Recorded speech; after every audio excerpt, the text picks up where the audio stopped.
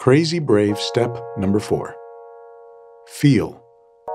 We, as artists, are the best at self-sabotaging. What we lack is the understanding of how to get to the heart of the matter and how to make sense of our own creative, emotional power. Our songwriting bravery requires tools for the journey: honesty, authenticity, and perseverance. The beauty of our art depends on the extent of our step-by-step bravery. The Treasure Prayer. I am one of a kind. Although I am remarkably the same as all people on the earth, I hold a unique position and perspective. This unique distinction was born out of my collective experiences, personality, and upbringing. I have a treasure trove of love to offer. Dear God, I pray that my work as an artist serves as an instrument of your love, and I will do my best to keep the music playing in my heart. Please direct my steps accordingly. Amen. The Chorus. What hooks me in makes me stronger. Everyone has a song to sing. As you move through the verses of your life circumstances, or as you choose to tell someone else's story, the chorus of a song communicates the central underlying theme in any given situation. What would your character scream about, shout about, or tell someone else about? The words and music you craft in the chorus should tell the listener, in just a few words, how the character feels about the situation which they find themselves. The challenge of writing great and memorable hooks is to find a sweet spot that packs a big punch of meaning in short, precise phrasing. Honest lyric with solid melody phrasing, tight rhythm, and strong harmony will hook the listener. Remember that popular songs are written for a large audience to hear, love, and buy. The elements of a strong pop hook can make a song instantly marketable if the writer can express artistic simplicity and a bit of elegance that appeals to a wider audience. The elements of a chorus. Known as alpha B section. Known as the chorus, hook, or refrain. The chorus is the central theme of your song. In pop music, the refrain is part of the chorus and often refers to the title line or the repeated lyrical line in the chorus. Choruses are created based on a musical concept called a motif, a recurring musical pattern, or a succession of music notes joined together within a larger context. Motifs exist in all types and genres of music. A strong chorus motif should be memorable, strong, and captivating. The refrain, or entire chorus, is repeated as many as 7 times in a typical pop song. The strongest choruses are those that are singable. The strongest and catchiest choruses incorporate no more than 6 notes, 6 words, or 6 syllables around the title words of the hook. Here are some examples. 3 blind mice. That's 3 notes, 3 words, 3 syllables. Adele's From My Hometown is 3 notes, 3 words, 4 syllables. All You Need Is Love by the Beatles is 5 notes, 5 words, 5 syllables. Carrie Underwood's Before He Cheats is 4 notes, 3 words, 4 syllables. Beat It by Michael Jackson, 2 words, 2 notes, 2 syllables. The Crazy Brave inventory. There are 2 sides to every creative person. On one side of the coin, there is the artist who adores everything about creating music and art. On the flip side, there is the artist who has difficulty navigating the litany of real-world demands like paying bills, keeping a job, doing taxes, or getting good grades. This double-edged life can be confusing to most artists who struggle to do their best at what is asked of them, but silently wish they could spend creative currency 24/7. Straddling 2 worlds creates a pervasive feeling of self-doubt and sometimes depression. There is a way to navigate both worlds, to have your proverbial foot in each hemisphere at the same time, and simultaneously live a highly creative life. But first, there has to be some self-understanding about who you are in relation to your artistic temperament. Here is a short list of divine qualities that are found in most creative types. You will most likely recognize yourself in many of the traits outlined below. Here are some positive qualities of highly crazy brave individuals. Number 1, they are dreamers. Number 2, they feel everything around them all the time. Number 3, they are highly intuitive. Number 4, they have the capacity to experience an expanded sense of spiritual connectedness as it relates to their art.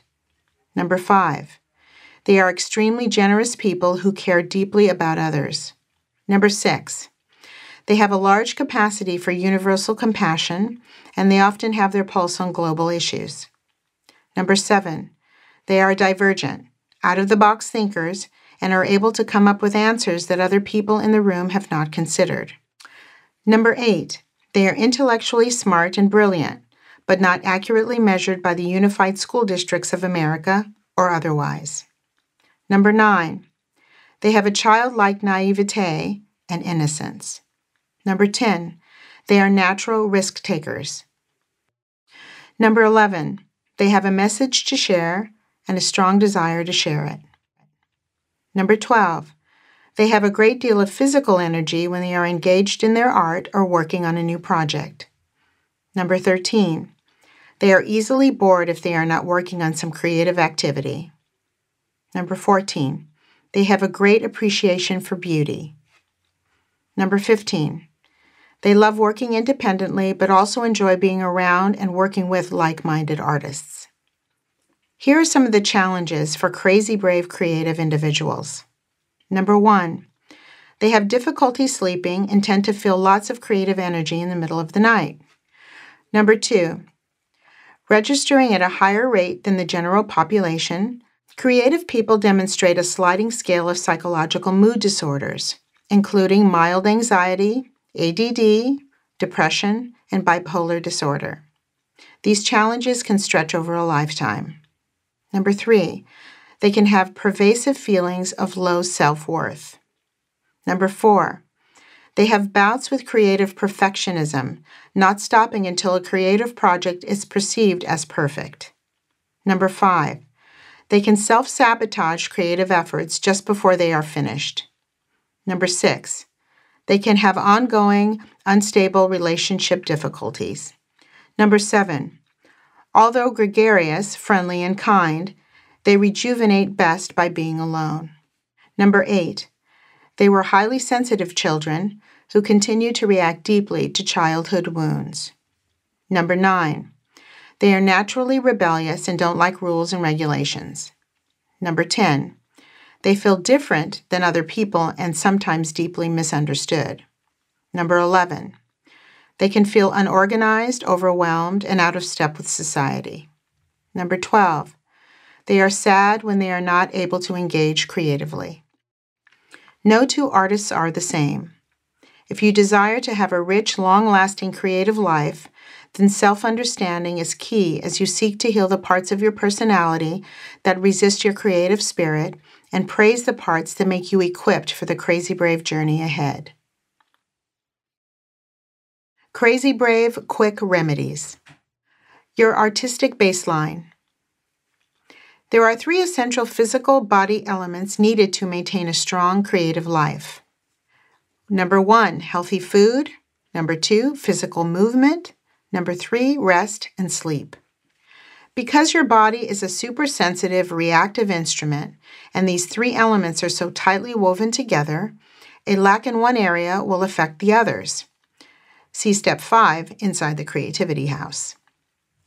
When any one of these essential creative superstarters gets off-kilter, creative projects are more difficult to begin, carry through, and finish. A well-tuned physical body assists creative energies by supporting a calm emotional center, clarity of thought, and a general physical sense of greater well-being. In fact, I believe that as you answer the creative callings in your life, aligning your actions to the mission you've been called to undertake, your physical body will ask you to start training like an Olympian. Your body might remind you that anything other than good food will no longer be tolerated.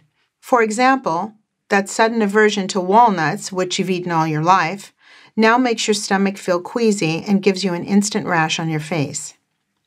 The whispers of creative change might suggest, through a momentary fleeting thought, that exercise other than the elliptical machine at the gym, like tennis or swimming or bowling, might be good for your body. Take a daily step to listen to your inner creative fitness coach and gradually unwind bad eating habits, lack of sleep, and the poverty of movement in your day. Your inner creative center is always speaking to you by launching creative urges and prompting your consciousness to make a change.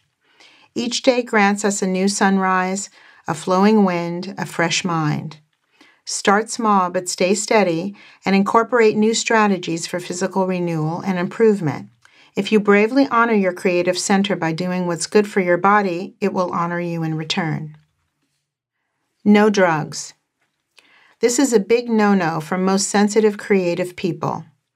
Recreational drug use might work for you in limited quantities to help relieve surface anxiety, or they might temporarily boost creative ingenuity, like LSD did for Timothy Leary in 1960s, or for Steve Jobs when he was building Apple. However, the history of drug use for creative artists hosts a plethora of disturbing stories that didn't end well. There is no doubt that drugs can make you feel open, airy, and float on a cloud wonderful, but they can also be ways that we choose to run away from our emotional selves. When times get extra tough, and they will, it is very easy to resort to overuse and abuse of recreational drugs and alcohol. Addictions come in all shapes and sizes. This includes carb overloading, going on a sugar binge, too much coffee for your system, too much or too little sleep, daily consumption of weed or cigarettes, toxic addictive relationships, technological dependence on phones or computers, and extreme exercise. Addictions interrupt the flow of creativity and sabotage your energy center. Stay as clean as you can. Minimize drug intake or eliminate it altogether. After all, you were built to think without boundaries, love without limits, and carry the torch of compassion around the globe. You are going to need all the energy you can get. Feeling good is highly underrated. In our society, most people don't feel good. They walk around with chips on their shoulders, holding grudges from 20 years ago, feeling sad about their home life, and generally existing day to day in some sort of modified hell they've created here on Earth. As a creative person with a calling in your heart and an impulse in your step, one of the best things you can do for yourself is to strive to feel better. In order to live with a greater sense of well-being and move away from emotional distress every day, you are going to have to put in some effort to make small changes. There are some incredible meditative psychospiritual disciplines that can help reframe your mindset, helping you to think in a whole new way while relieving mental and emotional burdens so that you can feel better. But it will take time and effort to make a change. Sometimes our habits and old belief systems hold us back from appreciating the beauty of living and feeling good. Find a way to come back to the beauty of peace of mind. No one will do this work for you, and there will be a learning exploration to find what works best for you. As much as you might hate the idea of developing a practice in meditation, Tai Chi, journaling, or going to church every Sunday, the benefits of creating an atmosphere based on a calming practice is well worth the time and effort. Connection. Find other like-minded people who are artistic like you. Join a group or seek out friends with the same interests. Connection with other artists reminds our creative spirits that we are not alone and that others are in the same boat as we are. It also tends to ease the need for belonging. Strike a balance between planning and freedom. Use your natural sense of rebellion and risk to start something new. Your creative muse will love you for stepping out and taking a chance. Now put a soft plan together about this new thing. Take a painting class for 6 weeks or try writing a song in 1 day. Calendar your new idea and put a deadline around this new endeavor. Putting some simple structure around your desire will invigorate and increase your sense of overall well-being. Resting for an answer. I want you to rest. Stop everything for a time and rest, with your head on the pillow and your body still.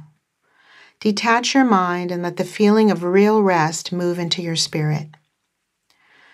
We live in a rush, information-driven society, and when you add the temperament of the artistic spirit, the opportunities for burnout, unfocused thinking, and oversaturation are at an all-time high. To keep the embers of creativity burning, you will need to find frequent rest before, during, and after the creative process, just like you see in music itself. All music in every genre is based on periodic moments of rest, strategically placed where everything stops for just a moment so we can understand the phrasing of a song and digest its character. In music notation, there are whole rests, half rests, quarter rests, eighth rests, dotted rests, and selah rests, which is biblical. Each rest is based on a predetermined duration of time so that it complements and supports musical phrasing and overall orchestration. There has been much empirical study in psychological and cognitive literature that addresses the process of creativity as it relates to this idea of rest. Yet, regardless of what theoretical model to which you subscribe, there is overwhelming evidence that the concept of rest is an essential and integral part of the creative process. Referred to as incubation, this creative pause is closely associated with intuition and insight because it gives our creative energies time to consciously and subconsciously consider any number of various options as we sift through possibilities. At the beginning of the creative process, there is a pause. When you are in the middle of creativity, there will be a need for a pause. And when you end a creative project, there will be a need for another period of rest before moving forward once again. Inside each rest period, there are worlds of new information churning along as net love works on your creative requests. Where the need for rest is concerned, it's as if our spirits are in the tag team relays telling us, "Good work, kids. So now that you've run this far, why don't you take a little rest while I move the baton further down the road? I'll take it from here." My father worked at JPL NASA for more than 35 years, and he experienced firsthand the golden age of American space travel. When I was about 12 years old, I remember asking him about Apollo 13, not fully understanding the harrowing dilemma the astronauts faced. Although my dad didn't like to talk about work when he was home, I do remember him explaining the difficulty the astronauts would have upon re-entry into Earth's atmosphere. Typically, a spacecraft re-entering Earth's atmosphere is accompanied by about 4 minutes of communication blackout between mission control and the space module. But for the Apollo 13 crew, communication between mission control and the astronauts took a full 6 minutes, much longer than expected. You can only imagine what the astronauts must have been going through during a long communications blackout that must have felt like an eternity, the tensions the NASA team felt on the ground, and what people around the world must have felt as they stayed glued to their television sets. Similarly, there will be times when you don't fully understand what is happening around you, when all you can do is take a pause before re-entry and pray for the best possible outcome. This will happen in big ways and in smaller ways. Your songs will need short pauses as you let the creative spirit work on sections of them. Your music career will require that you back away to consider your next move, and your body will require that you choose durations of rest so that you can get a chance to restore your energies. You'll have to know when to take your hands off the wheel and let mission control work out the details. When we are driven artists, it is sometimes hard to know when to rest. Sometimes those people who love us the most will see our frayed edges even when we don't. But ultimately, we will have to be in charge of this awareness about our own inner creativity so that we can better manage our lives. So now I want you to rest. Stop everything for a time and rest with your head on the pillow and your body still. Detach your mind and let the feeling of real rest move into your spirit. I get to feel everything at the party. You walk into a party and your ex-girlfriend is there. You haven't seen her in a year, and it looks like she brought a new guy with her. It's the same guy you met at her office Christmas party over 6 months ago, and you are surprised to see them together. Suddenly, you feel strangely odd, remembering the arguments and the way the nasty breakup unfolded. You can feel the old hurt flooding into your stomach and rising into the back of your throat. Thank God that a friend brings you a beer, and you are relieved that you have someone to talk to so that you can at least look normal as you stand against the wall. You begin to become hyper-aware, hearing conversations all around you as you soak up the energy in the room. You become increasingly uncomfortable as your emotional antenna zooms in to hear the disagreement between two people on the balcony, the distasteful rock music on the deafening speaker, and the annoying loud laughter between some young girls sitting on the couch. Your creative feeling tent has just opened and there is a noticeable chill in the air. You suddenly wish you could be home playing your guitar, hanging with a friend, and listening to that new cool artist everyone is talking about. Along with dreamlike naivete, creative people are super-sensitive individuals who have a tendency to feel their way through a chaotic emotional world. They know instinctively when people feel sad or happy because they can empathetically feel what other people feel. In the truest sense, they are empathic superheroes, able to recognize emotions and then artistically express those feelings. Emotion drives the act of songwriting. The ability to emotionally discern people, places, and things is your natural birthright as a songwriter. And the act of songwriting gives you an opportunity to use the gifts you've been given. Use your power of emotional strength in every part of the song you are crafting. It should be present in the lyric as it weaves through a phrase, and it should be present in harmony as it supports the melodic line or dances through the heartbeat of a rhythmic moment. Our emotional understanding gives us food for songwriting, color for prose, and an essential emotional anchor needed for communication purposes. Although you've been told that great songwriting is built on structure and a clever rhyming scheme, none of that matters if a song's emotional center lacks integrity or doesn't ring true for the listener. As you build your song emotionally, what does the heroine feel? Why does she make the choices she does? Why is she strong or weak or excited? Not every songwriter needs to convey deep, histrionic, philosophical meaning in every song they write, but striving to hit an emotional mark, to convey an honest emotional perspective, will improve your songwriting skills. Hush. Jazz legend Herbie Hancock had an idea. He wanted to push the boundaries of musical complacency by working and writing with a variety of musicians known for their expertise in one musical genre or another.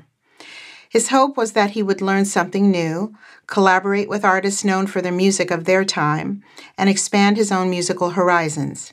The album is called Possibilities. In preparation for a recording session with the singer and performer Annie Lennox, Herbie sent a few songs for her to review.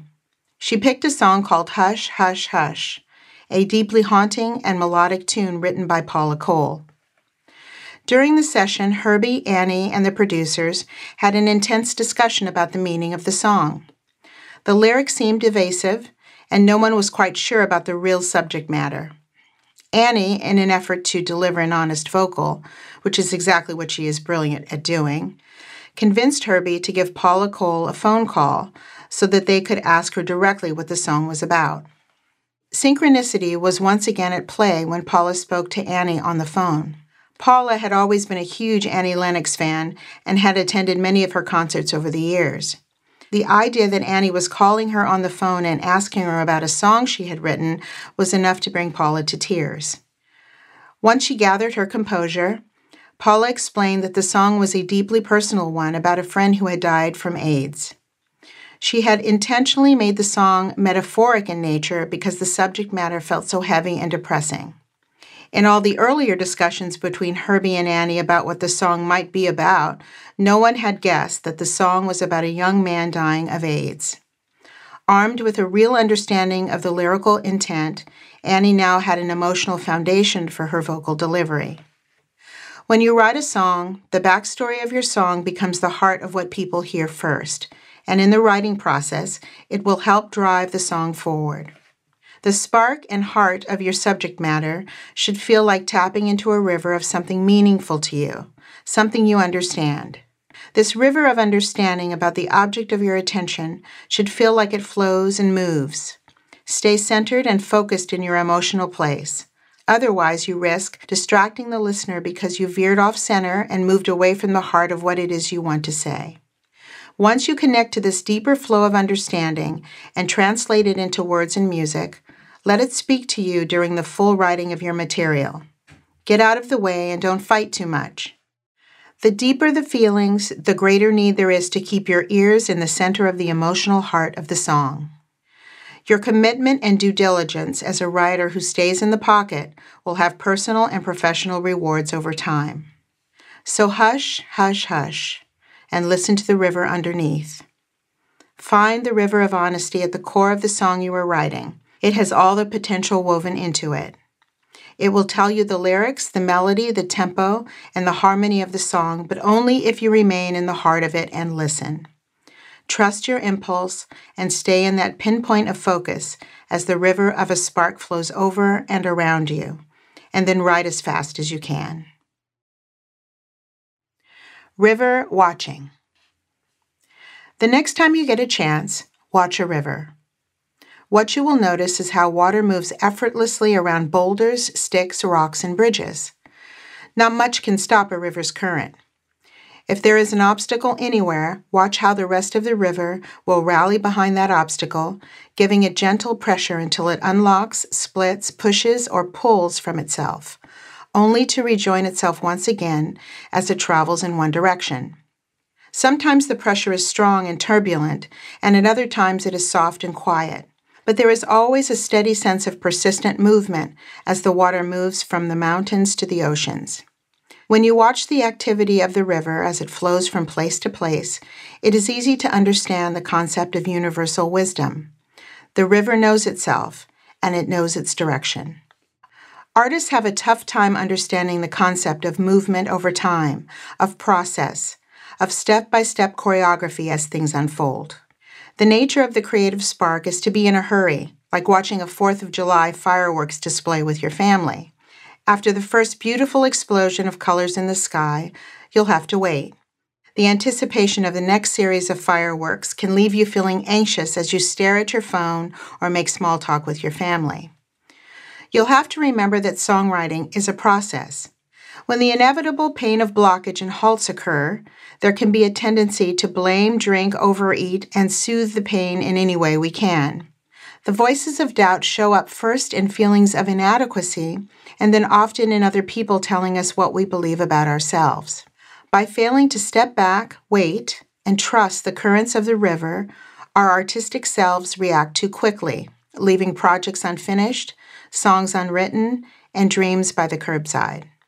When we think of the term perseverance, we usually think of working harder, using karate chops to blow through walls, holding our breath, and working 50-hour weeks. But if we pay careful attention to the softer, more delicate process that is happening all around us and inside of us, there is a pulse and a tempo surrounding our creativity. Calm down and enjoy the pulse of creativity as the music moves through you. It will have its time for expression.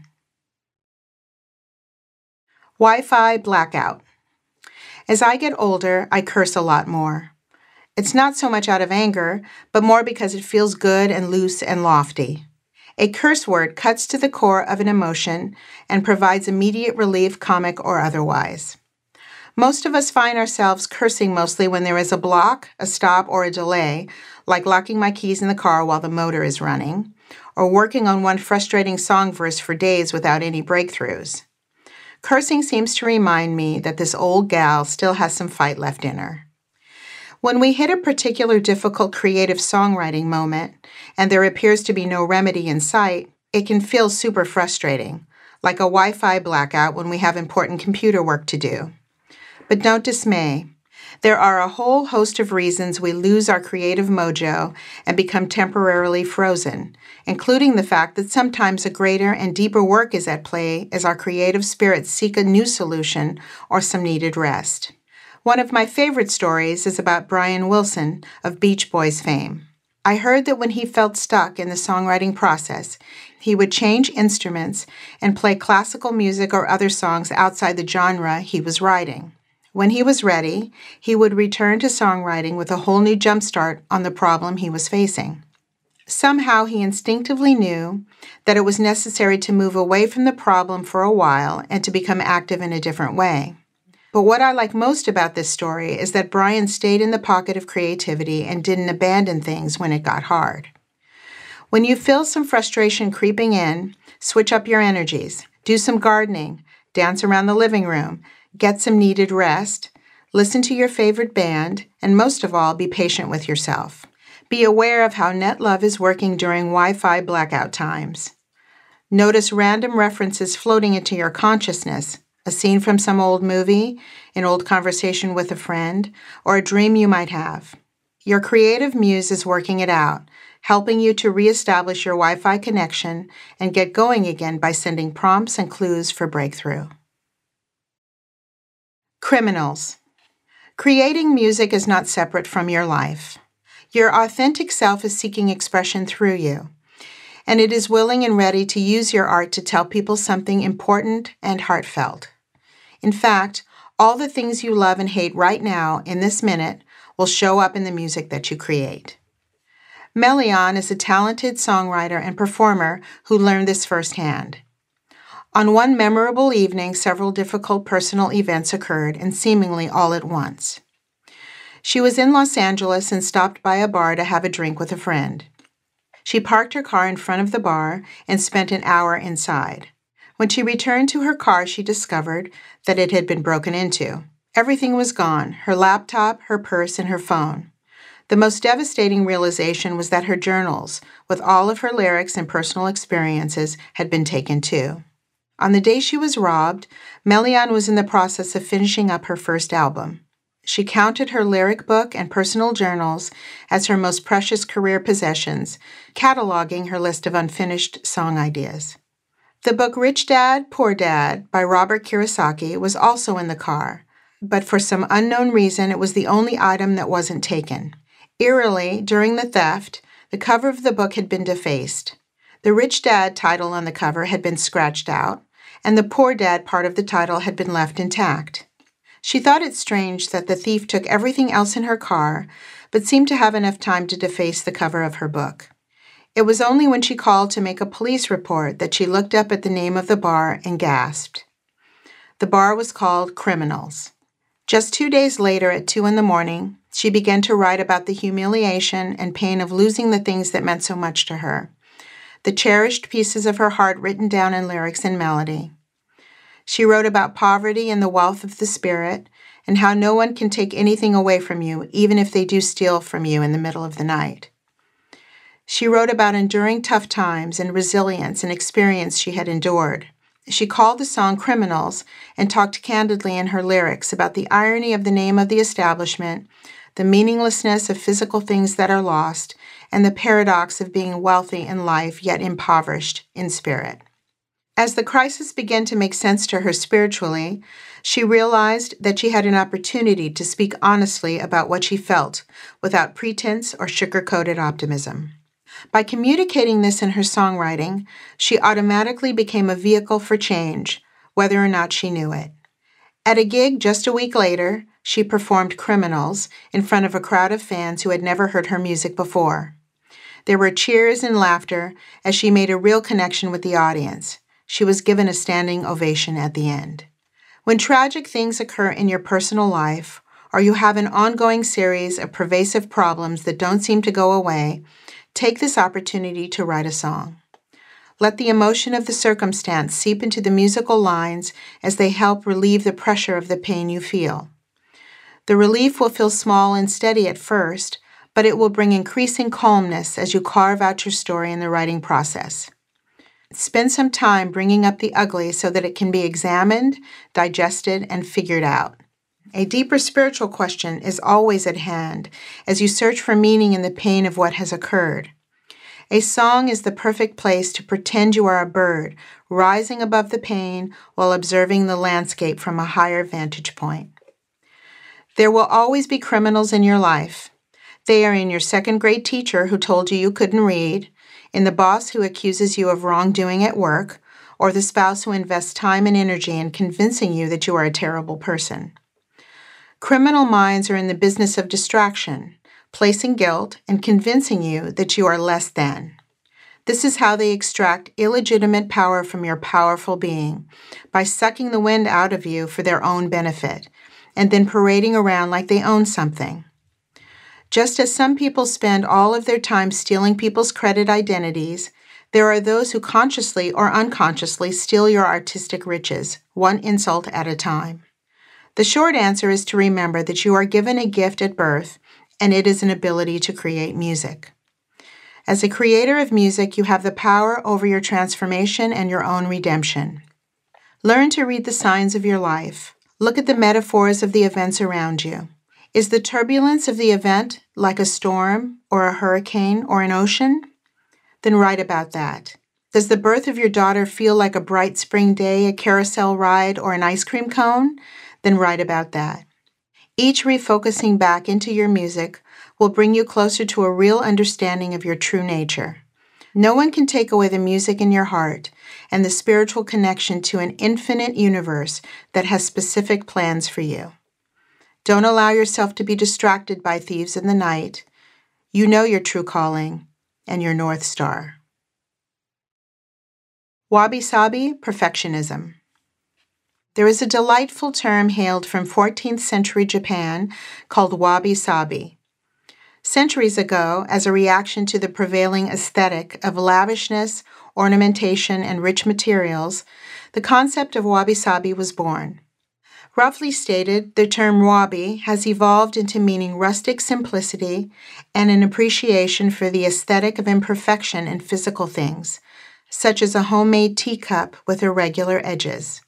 The term sabi refers to beauty in impermanence and gracefulness in aging, like the reverence we have when we walk into an antique shop.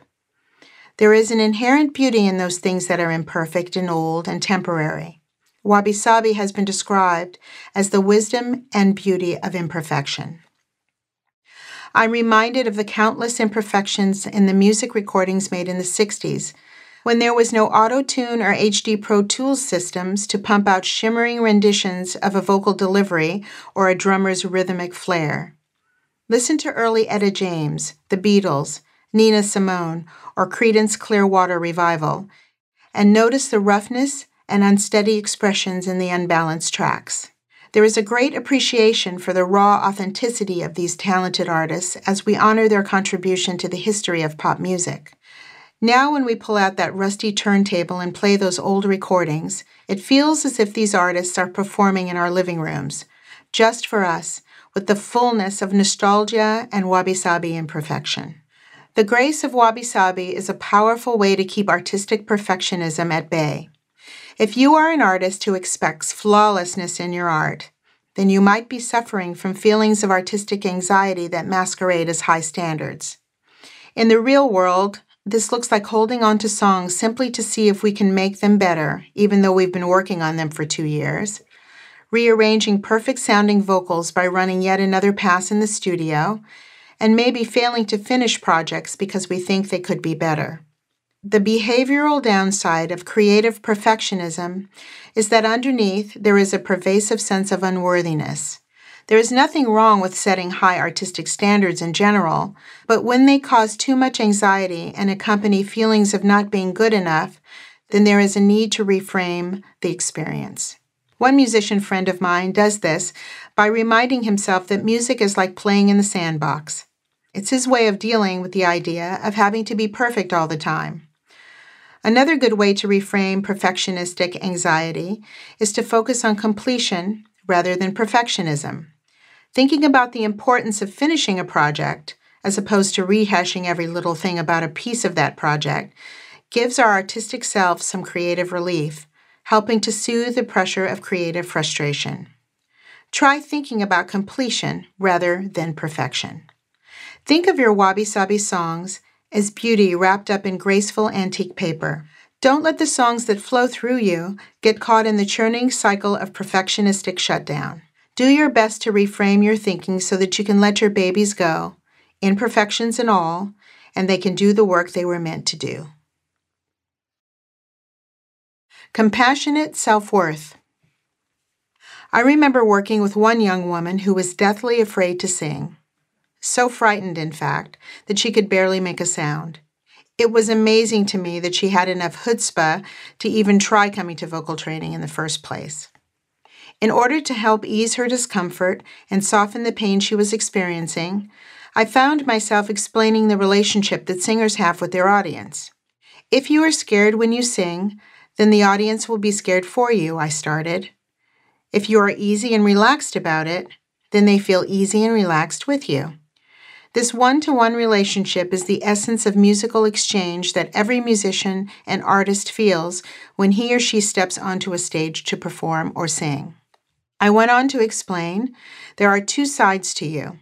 Scientists tell us that we are 99% the same, but out of 7 billion of us on the earth, there is no one else just like you.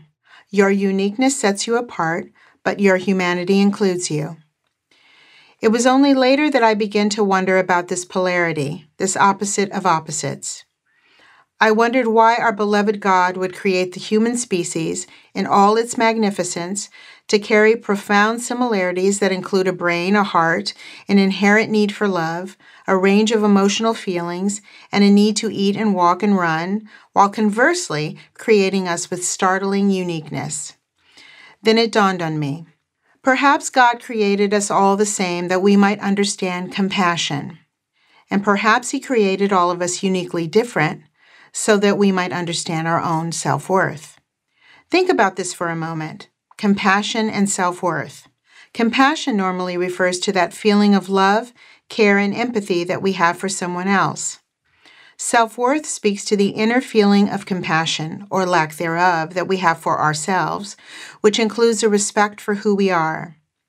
As artists with sensitive natures, there is nothing about the sensitive, empathetic pain of others that we don't understand. Compassion for others is stamped in our DNA as we go out of our way to help another. Then comes the challenge. He created all of us uniquely different so that we might understand our own self-worth. And there it is, the very thing that we have a hard time wrapping our heads around. The creative person's Achilles heel, a demon in fool's clothing, and a bull to wrestle. For many artists, there is a lifelong need to understand who we are as it relates to our feelings of low self-worth. This is a problem for so many people, but for artists, feelings of low self-worth are amplified because of our sensitive temperaments, inherent talents, and compassionate natures. We might emotionally recoil when we think of our music reaching a gazillion people, and we feel somehow unworthy. We might become emotionally frozen as we try to untangle the reasons why we self-sabotage our efforts over and over again. Ironically, many creative people feel that the very love we inherently understand and freely give to others is somehow not transferable to ourselves. It's as if we measure our own reflection at a lower human standard. This misperception cannot possibly be true because all of us are viewed equally in the eyes of a loving universe. We build fortitude over time by engaging in our art, and from fortitude, we find crazy bravery in ourselves. Our divine artistic spirits know more than we do. Love inside of us knows that if we express the very things that give us pain, we might have a chance to heal. In Net Love's infinite knowledge, it is prompting us to create more, write more, and sing more so that we might feel better and live with more vibrancy and a greater sense of self-worth. If we begin to regard our own image as beautiful, then others will do the same. It is in the creation of our art that we find safe harbor, an oasis of imagery that springs from our souls and gives us a greater sense of credibility and healing energy. We build fortitude over time by engaging in our art. From fortitude, we find crazy bravery in ourselves. Our greatest ongoing challenge and our greatest work of art is to find the essence of love and compassion in ourselves, championing our own efforts by applauding a life of loving and doing the work of our choosing. Bleeding out. Distractions are everywhere. We need time to attend to our sick relatives, give money to a friend in need, and work 50 hours a week at our moderately entertaining job. The biggest distractions, however, are the ones we decide to engage in because we are scared to death about moving forward with the artistic work we are here to do. I call it bleeding out. Just as in a crime scene, when a victim is brutally murdered and a main artery is cut, the victim bleeds out, all blood flowing away from the vital organs, resulting in imminent death. This may seem like an overly dramatic comparison to the power of distraction in your life, but our artistic calling is such a powerful internal motivator with a loud masculine voice telling us to get busy, and if we ignore the voice, we run the risk of total bleed out over time. We might experience a loss of energy, dimming our artistic focus, and after years of bleeding out, we might just resign ourselves to a life of artistic apathy. There are two dynamics going on when bleeding out happens. First, because our artistic, compassionate natures are so big, many of us would gladly give our lives sacrificially to end world hunger and usher in world peace. Of course, ending all wars and global serenity is a dreamlike impossibility, but if we could, our artistic temperaments would gladly lay down our lives in a heartbeat. Second, our egos get in the way. If you help Aunt Martha with money to pay her rent, and this is the money that you have been saving for 6 months so that you can record in the studio, then you have sent your spirit a message. You have told it that giving to Aunt Martha somehow ranks higher than the musical dreams you have for yourself. For a moment, your ego might feel as inflated as a good deed doer from The Wizard of Oz. That is not to say that helping Aunt Martha isn't a worthy action, but there are other ways we can offer loving support without sidelining our dreams in the process. Learning to draw a loving line in the sand is a good thing. Our creative spirits thrive when we create healthy boundaries while still respecting those we love and adore. By doing so, we give them an opportunity to rethink their positions in relation to us, and we can then honor our spirits with the divine principle of love. There is a very famous children's story called The Giving Tree by Shel Silverstein. In this story, a young boy befriends a tree. With great love, the tree gives the boy its leaves, its branches, and eventually all of itself so the young boy, who eventually becomes an old man, can live a life of comfort. The tree was happy in its giving most of the time, but in the end, when it was reduced to a wooden stump, the tree had to admit that it was not really happy at all. As you venture out in this journey of creativity, save some red-blooded energy for yourself, and don't sacrificially give it all away to those who are seeking power from you, rather than finding authentic power in their own lives. As we have discussed, your art is comprehensive and will take all parts of you to accomplish the dreams you have laid out for yourself.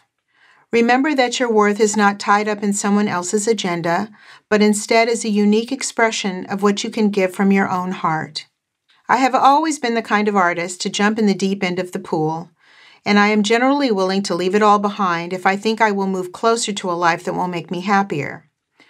What I have come to understand is that life is a slower negotiation and a careful evaluation of self-love balanced with service to others. In her book, A Return to Love, Marianne Williamson says, "Playing small does not serve the world. There is nothing enlightened about shrinking so that other people won't feel insecure around you. We are all meant to shine as children do. We were born to make manifest the glory of God that is within us." Our challenge is to find boundaries that are healthy, where we can still be people of great integrity while remaining powerful examples of love in the world. This is the best way we can save the world. Altars. Your art will call you to rise above your circumstances so that you can become something more. There will be times when you need to make sacrifices to keep working toward your dreams. You might need to temporarily spend less time with your family, move to another city, or occasionally work with insufferable industry people who promise you one thing and deliver something else. However, artistic sacrifice is not sacrifice at all if it leads to a better creative life.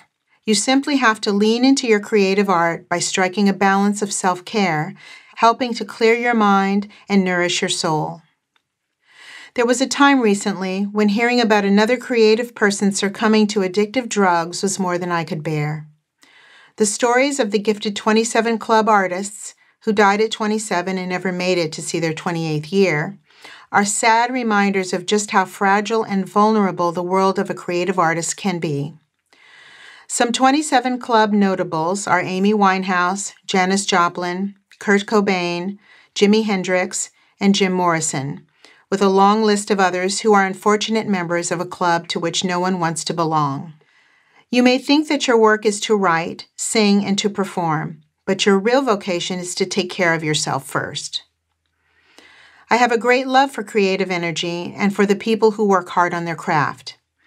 They are some of the kindest, most wonderful people I have ever known, with hearts as wide as the ocean. But there is a plague underneath that lurks in the depths. The very personality characteristics that give creative types oxygen and a reason to breathe are also some of the same reasons they are continuously challenged to rise above the pain of everyday living. Our resilient, crazy brave exteriors house a softer, more vulnerable side, like a piece of hard candy with a soft and creamy inside. In my experience, I have found that artists who are good nurturers of their own spiritual centers tend to have a more resilient fortitude, and they are able to withstand outside influences and pressures. In a business that demands a lot of you, maintaining a discipline of self-care will help you move through decision-making with a greater sense of confidence, steadiness, and positive mental health. Of course, it is good for everyone to practice self-examination, but I believe artists in particular require more careful emotional and mental attention than your usual garden variety human being. Create a spiritual altar in your life surrounding your music. Dedicate your energies to this one thing and stand in prayer and sacrifice as you move along the divine journey of creating more love in and around yourself. Crazy Brave step number 4, feel. Song food. Spiritual meaning of this chapter. Your unique brand of creativity is holy, sacred, and divine. Honor and protect the creativity inside of you because it is important and is part of the reason you were born. Seek to understand all the corners of your creative spirit so that your gifts can heal you and the world. Takeaway. Strive to feel good. Feeling good is highly underrated and a natural part of your creative nature. Take care of your creative center, spiritually, mentally, emotionally, and physically. Become aware of feelings of low self-worth and learn to reframe those negative energies. When you experience strong feelings of emotion, allow your feelings to flow through your music and your art. Watch out for criminals who wish to take illegitimate power from you and aim to zap your creative spirit. Be vigilant. You and your art do not have to be perfect. Strive for completion, not perfection. Artistic sacrifice is not sacrifice at all if it leads to a better creative life. Rest more. Crazy brave action. Choose one drug to eliminate. Drugs can be anything you feel addicted to. Too much TV, wine in the evenings, coffee, exercise, or other nagging attachments. Out of all of the nagging attachments you have, which drug comes to mind first? Choose this one addictive thing in your life and knock it off for 1 week. Just 1 week. You are aiming to see what internal changes occur in your spirit. Each day, journal about your feelings and note any positive changes you experienced spiritually, mentally, emotionally, or physically.